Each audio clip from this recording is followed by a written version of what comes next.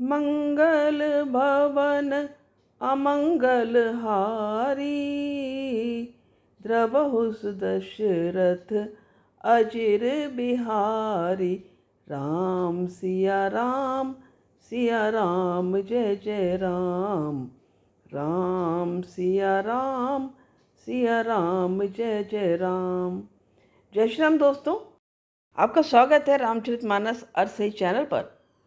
और पिछले 2-3 दिन से जो प्रसंग चल रहा है राजा प्रताप भानु का, उसमें हमने देखा किस तरह से राजा प्रताप भानु जंगल में जा कर के भटक गए हैं और एक मुनि के आश्रम में जा कर के मुनि से मिले हैं।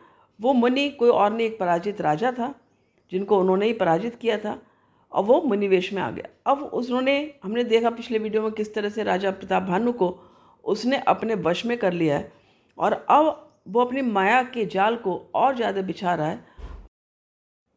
तो देखते हैं आगे क्या होता है, शुरू करते हैं।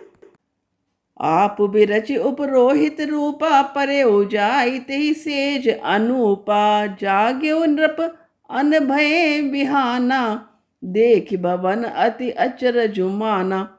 वह आप पुरोहित का रूप बनाकर उसकी सुंदर सेज पर जा लेटा। राजा सवेरा होने से पहले ही जागा और अपना घर देखकर उसने बड़ा ही आश्चर्य माना। मुनि महिमा मन महु अनुमानी, उठे गवहि जेहि जान न रानी। कानन गयो बाज चढ़ते ही, पुर नर नारी न जाने के ही। मन में मुनि की महिमा का अनुमान करके वह धीरे से उठा जिसमें रानी न जान पावे, फिर उसी घोड़े पर चढ़कर वन को चला गया। नगर के किसी भी स्त्री पुरुष ने नहीं जाना। गए जाम जुग भूपति आवा, घर घर उत्सव बाज बधावा। उपरोहित ही देख जब राजा, चकित बिलोक सुमिर सोई काजा। दोपहर बीत जाने पर राजा आया, घर घर उत्सव होने लगे और बधावा बजने लगा।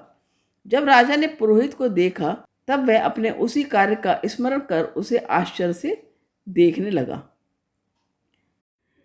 जुग समन पहि गए दिन तीनी, कपट मुनि पद रहमति लीनी। समय जानी उपरोहित आवा, नृपहि मते सब कही समुझावा। राजा को 3 दिन युग के समान बीते। उसकी बुद्धि कपटी मुनि के चरणों में लगी रही। निश्चित समय जानकर पुरोहित, जो कि एक बना हुआ राक्षस था, आया और राजा के साथ की हुई गुप्त सलाह के अनुसार उसने अपने सब विचार उसे समझाकर कह दिए। नृपहर्षो पहचान गुरु, ब्रह्म बस रहा न चेत। बरे तुरत सत सहस बर, विप्र कुटुंब समेत।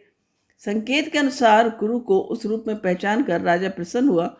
ब्रह्मवश उसे चेत न रहा कि यह तापस मुनि है या कालकेतु राक्षस। उसने तुरंत 1 लाख उत्तम ब्राह्मणों को कुटुंब सहित निमंत्रण दे दिया। उपरोहित जेव नार बनाई, छरस चारि विधि जसी श्रुति गाई। माया में तही कीन रसोई, व्यंजन बहुगनि सकई न कोई। पुरोहित ने 6 रस और 4 प्रकार के भोजन, जैसा कि वेदों में वर्णन है, बनाए। उसने मायामयी रसोई तैयार की और इतने व्यंजन बनाए जिन्हें कोई गिन नहीं सकता। विविध मृगन कर आमिष रांधा, तेहि महु विप्र मास खल सांधा। भोजन कहूँ सब विप्र बुलाए, पद पखारि सादर बैठाए। अनेक प्रकार के पशुओं का मांस पकाया और उसमें उस दुष्ट ने ब्राह्मणों का मांस मिला दिया। सब ब्राह्मणों को भोजन के लिए बुलाया और चरण धोकर आदर सहित बैठाया।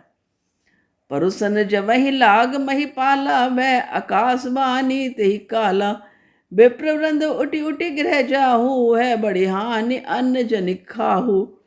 जो ही राजा परोसने लगा उसी काल केतु कृत आकाशवाणी हुई, हे ब्राह्मणों, उठ उठकर अपने घर जाओ, ये अन्न मत खाओ, इसके खाने में बड़ी हानि है। भयउ रसोई भूसुर मासु, सब दिज उठे मान विश्वासु। भूप विकल मति मोह बुलानी, भावी बस न आव मुखवानी। रसोई में ब्राह्मणों का मांस बना है। आकाशवाणी का विश्वास मानकर सब ब्राह्मण उठ खड़े हुए। राजा व्याकुल हो गया परंतु उसकी बुद्धि मोह में भूली हुई थी।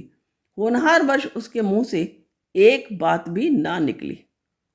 बोले विप्र सकोप तब नहीं कछु कीन विचार, जाई निशाचर हो नृप मूड सहित परिवार।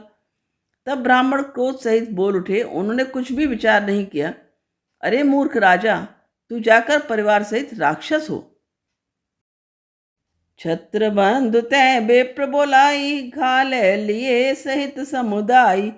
ईश्वर राखा धर्म हमारा, जय तय समेत परिवारा। रे नीच क्षत्रिय, तूने तो परिवार सहित ब्राह्मणों को बुलाकर उन्हें नष्ट करना चाहा था। ईश्वर ने हमारे धर्म की रक्षा की, अब तू परिवार सहित नष्ट होगा। संबत मद नाश तब हो, जलदाता न रही कुल को। नृप सुनि श्राप विकल अति त्रासा, भय बहोर बर गिरा आकाशा। 1 वर्ष के भीतर तेरा नाश हो जाए, तेरे कुल में कोई पानी देने वाला तक न रहेगा। शाप सुनकर राजा भय के मारे अत्यंत व्याकुल हो गया। फिर सुंदर आकाशवाणी हुई। विप्रहु श्राप विचारि न दीना, नहीं अपराध भूप कछु कीना। चकित विप्र सब सुनि नववानी, भूप गयो जह भोजन खानी। हे ब्राह्मणों, तुमने विचार कर शाप नहीं दिया, राजा ने कुछ भी अपराध नहीं किया। आकाशवाणी सुनकर सब ब्राह्मण चकित हो गए। तब राजा वहां गया जहां भोजन बना था। तह न असन नहीं विप्र सुहारा, फ्रेउ राव मन सोच अपारा। सब प्रसंग महिसुरन सुनाई, त्रसित परेउ अवनी अकुलाई।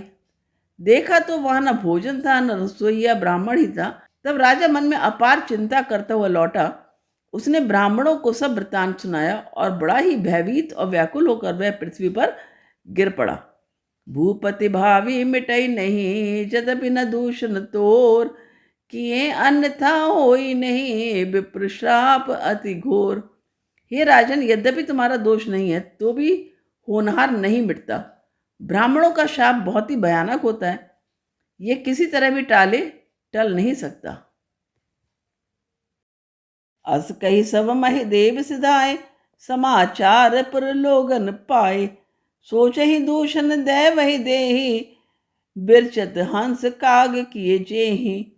ऐसा कहकर सब ब्राह्मण चले गए। नगर वासियों ने जब ये समाचार पाया तो वे चिंता करने और विधाता को दोष देने लगे, जिसने हंस बनाते बनाते कौवा कर दिया।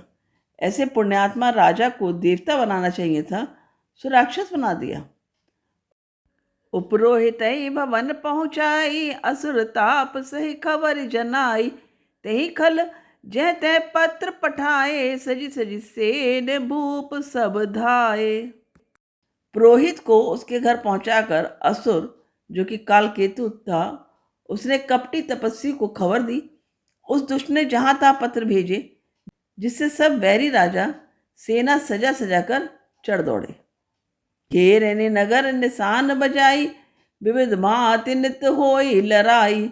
जूझे सकल सुबट करि करने, बंधु समेत परे नृप धरनी। और उन्होंने डंका बजाकर नगर को घेर लिया। नित्य प्रति अनेक प्रकार से लड़ाई होने लगी।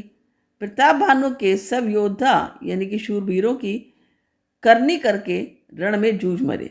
राजा भी भाई सहित खेत रहा। सत्यकेत कुल को नहीं बाचा, विप्र श्राप किमि होई असाचा। रिपुचिति सब नगर बसाई, निजपुर गवने जय जसु पाई। सत्यकेतु के कुल में कोई नहीं बचा। ब्राह्मणों का शाप झूठा कैसे हो सकता था। शत्रु को जीतकर नगर को फिर से बसाकर सब राजा विजय और यश पाकर अपने अपने नगर को चले गए। भरद्वाज सुन जाहि जब, होई विधाता बाम। धूरि मेरु सम जनक जम, ताहि ब्याल समदाम। याज्ञवल्क्य जी कहते हैं, भरद्वाज सुनो, विधाता जब जिसके विपरीत होते हैं तब उसके लिए धूल सुमेरु पर्वत के समान यानी भारी और कुचल डालने वाली, पिता यम के समान यानी काल रूप, और रस्सी सांप के समान यानी काट खाने वाली हो जाती है। तो आज के पाठ का यहाँ पर विश्राम लेते हैं।